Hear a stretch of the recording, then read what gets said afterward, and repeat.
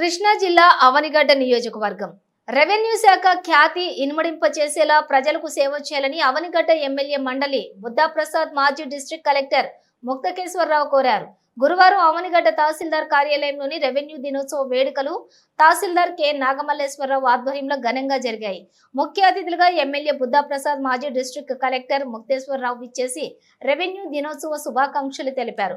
బుద్ధాప్రసాద్ మాట్లాడుతూ నియోజకవర్గంలో ప్రకృతి వనరుల పరిరక్షణ అంశంలో గత 5 ఏళ్లుగా నెలకొన్న పరిస్థితి మారాలని కోరారు.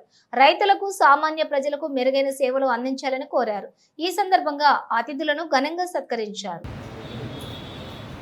ఆ రకంగా అంటే బాధితులకి మనం ఒక సేవ చేసే అవకాశం కూడా ఈ డిపార్ట్మెంట్కి ఉంది. ఆ రకంగా ప్రజల యొక్క మరణాలు పొందే అవకాశాలు ఆ రకంగా కూడా ఉంటాయి. అయితే సహజంగా అంటే ఇవాళ రెవెన్యూ డిపార్ట్మెంట్ మీద ఉన్నంత అపప్రద ఇంకే డిపార్ట్మెంట్ మీద కూడా ఉండదు. దానికి కారణం కొంతవరకు మనమే. ఇందాక ఒక ఉదాహరణ చెప్పాను, పట్టదారులు రాసుకొస్తాను. నేను బయలుదేరి వస్తాను కూడటం అంటే నేను చివరి వచ్చాను పట్టదారుల పాస్ వస్తాను.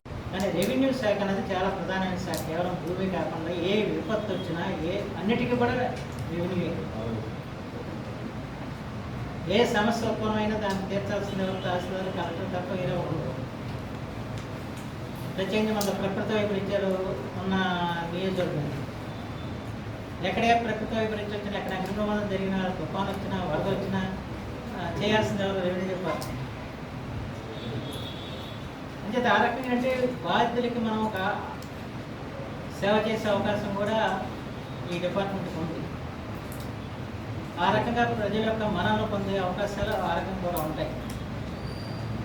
అయితే సహజంగా అంటే ఇవాళ రెవెన్యూ డిపార్ట్మెంట్ మీద ఉన్నంత అపప్రద ఇంకే డిపార్ట్మెంట్ మీద కూడా ఉండదు. దానికి కారణం కొంతవరకు మనమే. ఇందాక ఒక ఉదాహరణ చెప్పాను, పట్టదారులు రాసుకొస్తాను. నేను బయలుదేరి వస్తాను కూడటం అంటే నేను చివరి వచ్చాను పట్టదారుల పాస్ వస్తాను. బిఆర్ మీనా గారికి కరెక్ట్గా ఉన్నాడు. ఆయన రెవెన్యూ డిపార్ట్మెంట్ ఎంత విరక్తితో చెప్పడానికి తెలియదు. ఎప్పుడు అవనిగడ్డ వచ్చినా తహసీల్దార్ చెప్పేవారు, ఎండిఓ చెప్పేవారు. ఎండిఓ చెప్పి పనులు చేయించేవారు తప్ప తహసీల్దార్ని పెట్టుకునేవారు కాదు. అందుకే అంత విరక్తి కలిగింది ఈ డిపార్ట్మెంట్ కలెక్టర్. అంచేత బాధ్యతాయుతంగా వ్యవహరించాల్సిన బాధ్యత, చట్టాలను కాపాడాల్సిన బాధ్యత మీ అందరి మీద ఉంది. పంచాయతీ ఎలిమినేషన్ చందాన్ని మనం వ్యవహరిస్తే మనం ఏం చేయలేం. ఈ 5 సంవత్సరాలు జరిగింది అదే. అనేక పర్యాయ చట్టాన్ని వ్యతిరేకించి వ్యవహారం చేస్తున్నారు. ఓటా చట్టాన్ని, సిఆర్ చట్టాన్ని, వీటన్నింటినీ కూడా ఇచ్చేస్తానని ఆ చట్టాలను కూడా మేము తీసుకొచ్చి స్పందన ఇచ్చారు. దానికి స్పందన పేరు స్పందన కానీ స్పందన లేదు. సరే, ఇప్పుడు ఏదైనా కూడా నేను మీ అందరికీ మళ్ళీ తర్వాత మాట్లాడితే కానీ మిమ్మల్ని మాట్లాడటం మంచిది కాదు. కానీ చట్టాలను కాపాడాల్సిన బాధ్యత మాత్రం మీ మీద ఉంది. చట్టాలకు అనుగుణంగా దయచేసి వ్యవహారం చేయండి చెప్పాలి. కొన్ని విషయాలు మాకు ఇబ్బంది కలుగుతుంది. నా పరిస్థితి అంటే ఇన్ని సంవత్సరాల రాజకీయ జీవితంలో ఈ ఏడాదిని ఎదుర్కొంటున్న సమస్య, ఎన్నికైన తర్వాత ఎదుర్కొన్న సమస్య ఇంతవరకు నేను ఎప్పుడు కూడా ఎదుర్కోలేదు. ఇంతవరకు ఎక్కడా కూడా కేవలం మనుషులే కదా, ఈ చెట్టు చేవ కూడా కదలని పని చేసింది. కానీ వాళ్ళు చెట్లను కొట్టుకున్నారు, అమ్ముకున్నారు. మేము కూడా కొట్టుకుంటూ అమ్ముకుంటా ఉంటారు మా కార్యకర్తలు. వాళ్ళు అన్నట్లాగా ఇసుక మట్టి. బుద్ధప్రసాద్ గారు నన్ను వాళ్ళు వెంబడి పెట్టుకుని వచ్చి మిమ్మల్ని అందరినీ కలుసుకునే అవకాశం ఇచ్చారు. నాకు ఈ మంచి మాటలు, నేను అనుకునే మంచి మాటలు చెప్పడానికి ప్రయత్నం చేశాను. మనం రైతుల మనస్సులకు వరుసుకుని ప్రయాణం చేయగలిగితే అంత గొప్పవాళ్ళం. అలా ఉండాలని చెప్పి మిమ్మల్ని కోరుకుంటూ సెలవుస్తున్నాను. కలెక్టర్ ఆంధ్రప్రదేశ్లో అధికార భాషా సంఘం అధ్యక్షుడి నుండి నేను స్వయంగా చూడటం జరిగింది. కేవలం ఉత్తర ప్రత్యుత్తరాలే కాకుండా కలెక్టర్ కానీ, జాయింట్ కలెక్టర్ కానీ ఇచ్చే తీర్పులు కూడా పూర్తిగా తెలుగులో చేయించారు. అది చాలా గొప్ప విశేషం. అంతవరకు ఆంధ్రప్రదేశ్ చరిత్రలో ఎవరు చేయలేదు. ఒక్క చేసిన ఘనత మాత్రం ముక్తేశ్వరరావు గారికి దక్కింది. ఇది మన పక్కనున్న రేపల దగ్గర వారి ఊరు కూడా. అయితే వారు ఇవాళ ఆంధ్రదేశంలో ఐఏఎస్ ఆఫీసర్లో నిజాయితీ గల ఆఫీసర్ ఎవరని చెప్పంటే మొట్టమొదటిగా పేర్కొదగ్గ పేరు మాత్రం ముక్తేశ్వరరావు గారు. అనేక పదవులు అలంకరించారు. తర్వాత తిరుమల తిరుపతి దేవస్థానంలో వారు పనిచేశారు. దేవాదాయ శాఖ కమిషనర్గా పనిచేశారు. కల్చరల్ డిపార్ట్మెంట్కి వారు సెక్రటరీగా పనిచేశారు. ఇలా వివిధ హోదాల్లో అంతఃపురం రెవెన్యూలో మీకు జాయింట్ కలెక్టర్గా అనేక హోదాల్లో పనిచేయడం జరిగింది. ఎక్కడ పనిచేసినా కూడా ఎవరికి తలగొక్కకుండా చట్టాన్ని కాపాడిన వ్యక్తి ముక్తేశ్వరరావు గారు.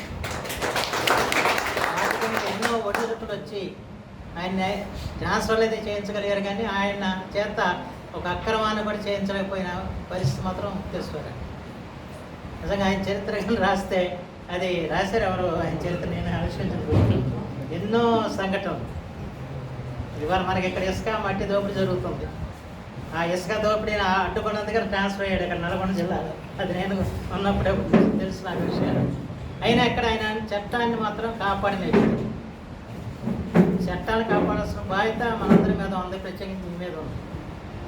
అలా కాపాడిన మహోన్నత వ్యక్తి, రెవెన్యూ శాఖకు సంబంధించి అనేక సంస్కరణల్ని తీసుకొచ్చిన వ్యక్తి. అలాంటి ముక్తేశ్వర అనుకోకుండా ఈ రోజున అవనిగడ్డ రావటం, ఈ కార్యక్రమంలో ఆయన పాల్పంచుకొని కోరిన వచ్చినందుకు ఆయన కూడా నేను కృతజ్ఞతలు చేస్తూ వాళ్ళని ప్రసంగించవలసిన థియరీస్ ప్రధానంగా ముందుకు వచ్చినాయి. 2 సిద్ధాంతాలు.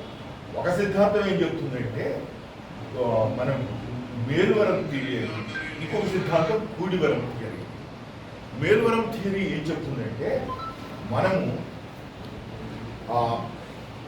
సర్వోన్నతమైన అధికారం కలిగినటువంటి రాజులము, రాజప్రతినిధులము మనం కాబట్టి భూమి అంతా మనదే, మనం వేస్తున్న పన్నును వాటి లక్ష్యాన్ని కట్టాలి అనేది.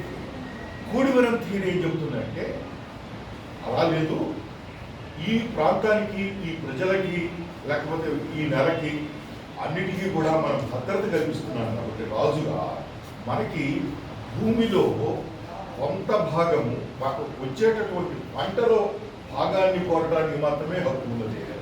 పంటలో భూమిలో హక్కు లేదు, భూమి మీద హక్కు లేదు. ఎవరికి ఏమున్నది హక్కు అంటే పంటలో మనం కొంత షేర్ని తీసుకోవడానికి వీలుంది. ఎందుకంటే కాపాడే బాధ్యతను మనం తీసుకుంటాం కాబట్టి. రాజు అంటేనే కాపాడేవాడు. దేన్ని కాపాడేవాడు? వ్యక్తుల యొక్క ఆస్తులు.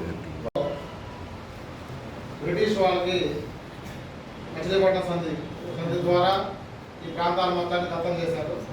ఆ విధంగా బ్రిటిష్ పరిపాలన